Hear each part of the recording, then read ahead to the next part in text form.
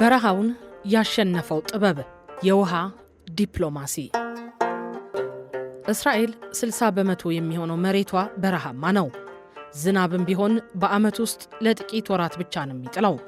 ሆኖም ይህች ሀገር ዛሬ ላይ ከፍላጎቷ በላይ ውሃ በማምረት ለጎረቤቶቿ የምታተርፍበት ደረጃ ላይ ደርሳለች። ሚስጥሩ ደግሞ ቴክኖሎጂና ጥብቅ አስተዳደር ላይ ነው።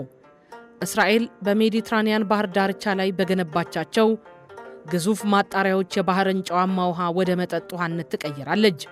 በአሁኑ ወቅት ከ80% በላይ የሚሆነው የቤት ውስጥ የውሃ ፍላጎት የሚሸፈነው ከነዚህ ማጣሪያዎች ነው።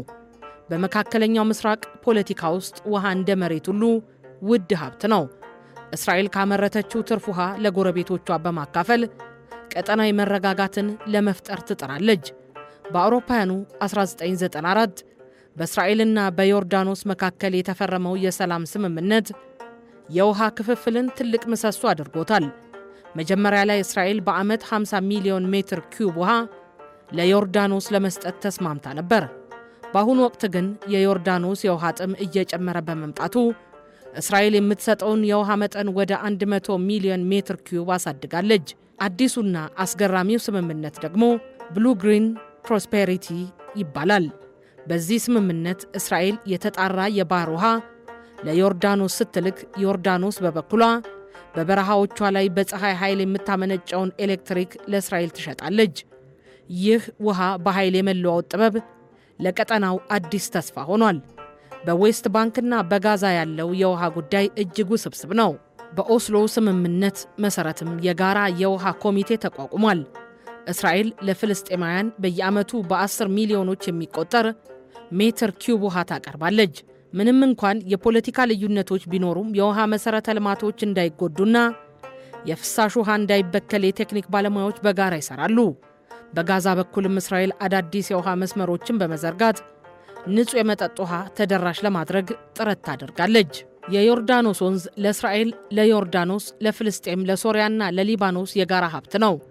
እስራኤል የወንዙን ጤናማነት ለመጠበቅና የውሃ መጠኑ እንዳይቀንስ ከፍተኛ ጥንቃቄ ታደርጋለች። የታባሪያ ባህር የሀገሪቱ ዋነኛ የውሃ ክምችት ሲሆን የውሃ መጠኑ ሲጨምር ለዮርዳኖስ የሚሰጠውን ድርሻ ከፍ ታደርጋለች።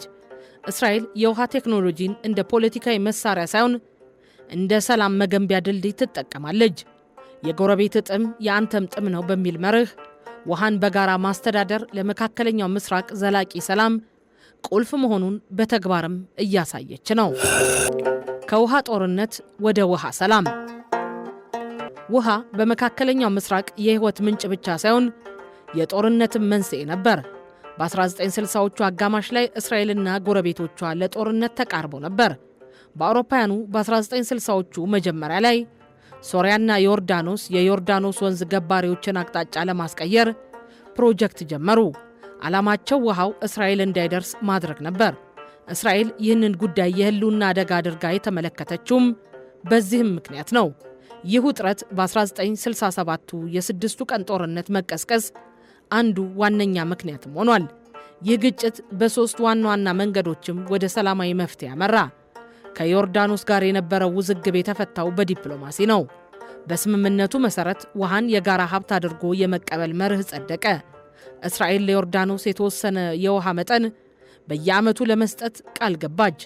ይህ ስምምነት ዛሬም ድረስ በጽኑ እየሰራ ይገኛል። በጣም የሚገርመው መፍትሄ ግን ቴክኖሎጂ ነው። እስራኤል የባህር ውሃን በብዛት ማጣራት ስትጀምር ስለ ተፈጥሮ የውሃ ምንጮች እንደ ወንዝ ያሉትን የምታደርገው ሽኩቻ ቀነሰ። ውሃ ከሌለ ትጣላለህ፣ ውሃ ካለ ግን ታካፍላለህ የሚለው መርህ ሰራ። አሁንም ቢሆን እንደ ዌስት ባንክ ባሉ አካባቢዎች የውሃ ክፍፍሉ ፍትሃዊ አይደለም የሚሉ ቅሬታዎች አሉ። ነገር ግን ልዩነቶቹ የሚፈቱት በጦር መሳሪያ ሳይሆን በውይይት ጠረጴዛና በአዳዲስ ቴክኖሎጂዎች አማካይነት ነው። ባለፉት 10 ዓመታት እስራኤል ውሃን እንደ ስልታዊ የዲፕሎማሲ መሳሪያ ስትጠቀምበት ቆይታለች። ዛሬ የውሃ ዲፕሎማሲ ምሁራን ስለ እስራኤል አካሄድ ምን ይላሉ የሚለው ትልቁ ጥያቄ ነው። ውሃ በእውነት ሰላምን ያመጣል ወይስ የኃይል ሚዛኑን ያዘበራርቃል? ብዙ የምሁራን ትንታኔዎች እንደሚያሳዩት እስራኤል የቴክኖሎጂ የበላይነትን ወደ ፖለቲካዊ ተሰሚነት ቀይረዋለች። እንደ ፕሮፌሰር ኢታማር ራቢኖቪች ያሉ ዲፕሎማቶች እንደሚሉትም እስራኤል ለዮርዳኖስ የምታቀርበው ውሃ ለሀገሪቱ ደህንነትና መረጋጋት ዋስትና ነው። ዮርዳኖስ በውሃ ጥም ከታወከች ለእስራኤልም የጸጥታ ስጋት ትሆናለች። ስለዚህ ውሃ እዚህ ጋር የጋራ ደህንነት መጠበቂያ ሆኖ ያገለግላል። ይሁን እንጂ ሁሉም ምሁራን በአንድ ድምፅ አይስማሙም። አንዳንድ የፖለቲካ ሳይንስ ምሁራን የኃይል አለመመጣጠን መኖሩን ይገልጻሉ። በፍልስጤምና በእስራኤል የውሃ ግንኙነት ላይ ጥናት የሚያደርጉ ምሁራን ለምሳሌ እንደ ጆን ሴልቢ የሚከራከሩት እስራኤል የቴክኖሎጂ ባለቤት መሆኗ የውሃውን ምንጭና ስርጭት ሙሉ በሙሉ እንድትቆጣጠር አስችሏታል። ይህ ደግሞ ፍልስጤማውያን በውሃ ረገድ ጥገኛ እንዲሆኑ ያደርጋቸዋል። ይህ የውሃ የበላይነት ተብሎም ይጠራል። በቅርቡ የተደረገው የዮርዳኖስ እስራኤልና የተባበሩት አረብ ኤምሬት ስምምነት አዲስ የምሁራን መነጋገሪያም ሆኗል። የአካባቢ ጥበቃ ዲፕሎማሲ ምሁራን ይህንን ተያያዥነት ያለው ትብብር ይሉታል። አንዱ የሌላው ጥገኛ የሚሆንበት ስርዓት በመፈጠሩ የጦርነት ዕድሉ በከፍተኛ ሁኔታ ይቀንሳል። እስራኤል ውሃ ካላቀረበች ኤሌክትሪክ አታገኝም። ዮርዳኖስ ኤሌክትሪክ ካላቀረበች ውሃ አታገኝም። ይህ ሰላምን በንግድ የማምጣት ጥበብ ነው። በዓለም አቀፍ ሕግ ደረጃም ፍትሐዊና ምክንያታዊ አጠቃቀም የሚል መርህ አለ። እስራኤል የባህር ውሃን በማጣራት የተፈጥሮ ምንጮችን እንደ ዮርዳኖስ ወንዝ ያሉትን ለጎረቤቶቿ በበለጠ መልኩ እንድትለቅ የሚያስችላት አቅም ፈጥራለች። ይህ ደግሞ ዓለም አቀፍ የውሃ ሕግ የሚጠይቀውን የትብብር መንፈስ በተግባር ለመተርጎም ይረዳታል። ምሁራን እንደሚስማሙትም የውሃ ዲፕሎማሲ ውጤታማ የሚሆነው ቴክኖሎጂው ከፖለቲካ ቅን ልቦና ጋር ሲታከል ብቻ ነው። እስራኤል የፈጠረችው የውሃ ትርፍ በመካከለኛው ምስራቅ ለሚታየው የፖለቲካ ድርቅ እንደ ማለስለሻ ሆኖ እያገለገለ ይገኛል። ስለ መካከለኛው ምስራቅ ውሃ ስናነሳ ፕሮፌሰር ማርክ ዘይቱንና ጆን ሳልቢ ቀዳሚ ስሞች ናቸው። እነዚህ ምሁራን ሃይድሮ ሄጂሞኒ የተሰኘውን ጽንሰ ሐሳብ ያስተዋወቁ ናቸው። እንደነ ዘይቱን አተያይ እስራኤል በቴክኖሎጂ ባላት ብልጫና በወታደራዊ አቅሟ የውሃ የበላይነትን ይዛለች። ይህ ማለት የጋራ የውሃ ምንጮችን አጠቃቀም ላይ የመጨረሻውን ቃል የምትናገረው እሷ ናት። ምሁራኑ እንደሚሉት ይህ የበላይነት ጎረቤት ሀገራት በተለይም ፍልስጤማውያን በእስራኤል ላይ የቴክኖሎጂና የውሃ ጥገኝነት እንዲኖራቸው ያደርጋል።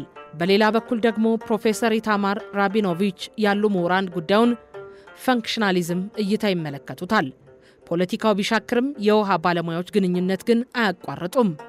ይህ ከታች ወደ ላይ የሚመጣ ትብብር ፖለቲካዊ ግጭቶችን ሊያለሰልስ ይችላል። ራቢኖቪች እንደሚሉት እስራኤል ለዮርዳኖስ የምትሰጠው የውሃ ዋስትና የሀገሪቱን ደህንነት ለመጠበቅ የሚከፈል የሰላም ግብር ነው። የአውሮፓውያኑ 1967ቱ ጦርነት መንስኤን የሚያጠኑት አሮን ቲዮልፍ የተባሉት የውሃ ምሁር የሚገርም እውነታን ያነሳሉ። በታሪክ ውስጥ በውሃ ምክንያት የተደረጉ ጦርነቶች በጣም ጥቂት መሆናቸውንም ይሞግታሉ። እንዲያውም ውሃ ከጦርነት ይልቅ ለትብብር ይጋብዛል ይላሉ። እስራኤል ከጎረቤቶቿ ጋር ያላት ከ2000 በላይ የውሃ ስምምነቶች ለዚህ ማሳያ ናቸው። እንደ እርሳቸው አተያይ የውሃ እጥረት ሀገራት እንዲጋጩ ሳይሆን መፍትሄ እንዲፈልጉ ያስገድዳቸዋል። በቅርቡ ደግሞ ሻሮን ቢ ሜግራዳው የተባሉ ምሁር እስራኤል የባህር ውሃን በማጣራት የፈጠረችው ሰው ሰራሽ የውሃ ሲሳይ የዲፕሎማሲውን ጨዋታ ቀይሮታል ይላሉ። ቀደም ሲል ፉክክሩ በተፈጥሮ ወንዞች ላይ ነበረ። አሁን ግን እስራኤል ራሷ ውሃ ማምረት በመቻሏ ለጎረቤቶቿ የምትሰጠውን ውሃ እንደ ስጦታ ወይም የንግድ ሸቀጥ እየታየ ነው። ይህ ደግሞ እስራኤልን በመካከለኛው ምስራቅ የውሃ ላኪ አድርጓታል። የምሁራኑ ክርክር እንደሚቀጥለው ሁሉ የእስራኤል የውሃ ዲፕሎማሲም እንደ ቀጠና ፖለቲካ ተለዋዋጭ ነው። ነገር ግን አንድ ሀቅ ግልጽ ነው። በቴክኖሎጂ የታገዘ የውሃ አስተዳደር ከጦርነት ይልቅ ለሰላም ሰፊ በር ይከፍታል። ዶክተር ዴቪድ ካትስ የተባሉ የፖለቲካ ሳይንስ ምሁር ኢንቫይሮንመንታል ፒስ ቢልዲንግ በሚል ንድፈ ሐሳባቸው የታወቁ ናቸው። እንደ ካትስ አተያይ አካባቢያዊ ጉዳዮች እንደ ውሃና አየር ያሉት ድንበር አይገታቸውም። ስለዚህ ሀገራት በፖለቲካ ባይስማሙም በአካባቢ ጥበቃ ጉዳዮች ላይ ተባብረው ለመስራት ይገደዳሉ። እስራኤልና ዮርዳኖስ በሙት ባህር መድረቅ ዙሪያ የሚያደርጉት ትብብር ለዚህ ትልቅ ማሳያ ነው። ይህ የጋራ ስጋት ወደ ጋራ መፍትሄ የሚመራበት ጥበብ ነው። ፕሮፌሰር አያል ዊንተር የተባሉ የኢኮኖሚክስና የጌም ቲዎሪ ምሁር ሌላ አስገራሚ ነጥብ ያነሳሉ። እስራኤል ውሃን ለጎረቤቶቿ ስታከፋፍል ለጋስነት ብቻ ሳይሆን ኢኮኖሚያዊ ጥገኝነትን ትፈጥራለች። ይህ በጌም ቲዎሪ ወይም በጨዋታው ሕግ ዊን ዊን ቢባልም በፖለቲካ ረገድ ግን እስራኤልን ተፈላጊና አስፈላጊ ሀገር ያደርጋታል። ውሃ እዚህ ጋር የእስራኤልን ለስላሳ ኃይል ባለም አቀፍ መድረክ የሚያሳድግ መሳሪያ ሆኖም ያገለግላል። ብዙዎቹ ምሁራን እንደሚስማሙበት የህዝብ ቁጥር መጨመርና የተፈጥሮ ውሃ መቀነስ እስራኤልን የቀጠናው የውሃ ፋብሪካ እንድትሆን ያደርጋታል። ነገር ግን ይህ ኃላፊነት ከፍተኛ የፖለቲካ ጫና አለው። የውሃ አቅርቦት መስተጓጎል ለግጭት አዲስ መንስኤ እንዳይሆን ስማርት ዲፕሎማሲ ወይም ጥበባዊ አካሄድ የግድ ይላል። የእስራኤል ትልቁ ትምህርት ሰፕላይ ሳይድ ማኔጅመንትም ይሉታል። በአባይ ተፋሰስ ላይ ያለው ዋናው ውዝግብም ካለው ውሃ ላይ ማን ስንት ይውሰድ የሚል ነው። እስራኤል ግን ትኩረቷን ውሃ ማምረት ላይ ያደረገች። ምሁራን እንደሚሉት የታችኛው ተፋሰስ ሀገራት እንደ ግብጽ ያሉት የባህር ውሃ ማጣሪያ ቴክኖሎጂን በስፋት ቢጠቀሙ በአባይ ውሃ ላይ ያላቸው ጥገኝነት ይቀንሳል። ይህ ሲሆን ውሃው አይበቃንም የሚለው ስጋት ስለሚቀንስ ዲፕሎማሲያዊ ስምምነት በር ይከፍታል። ይህ ለአባይ ተፋሰስ ሀገራት ትልቅ ሞዴል ነው። ኢትዮጵያ በታላቁ ህዳሴ ግድብ በኩል ርካሽ ኤሌክትሪክ ማቅረብ ትችላለች። ግብጽና ሱዳን ደግሞ በቴክኖሎጂ የተደገፈ የግብርና ምርት ወይም የኢንዱስትሪ ውጤቶችን ማቅረብ ይችላሉ። ይህ ተደጋጋፊነት ግጭትን ወደ የጋራ ብልጽግና ይቀይረዋል። የውሃ ዲፕሎማሲ ምሁራን እንደሚሉት በአባይ ተፋሰስ ላይ ካለው ውሃ 80% የሚባክነው በባህላዊ የመስኖ አጠቃቀም ነው። እስራኤል የውሃ ብክነትን ወደ ዜሮ ዝቅ አድርጋለች። የአባይ ተጋሪ ሀገራት የእስራኤልን የጠብታ መስኖና የፍሳሽ ውሃ መልሶ መጠቀም ቴክኖሎጂን ቢከተሉ አሁን ባለው የውሃ መጠን እጥፍ ምርት ማምረት ይችላሉ። ውሃ የለም ከማለት ይልቅም ውሃን በአግባቡ አልተጠቀምንበትም የሚለው እውነት ላይ ትኩረት ማድረግ ይገባል። እስራኤል ያሳየችን ትልቁ ቁም ነገር ውሃ የማያልቅ ሀብት ሳይሆን የማያልቅ አእምሮ የሚፈጥረው ሲሳይ ነው የሚለው ነው።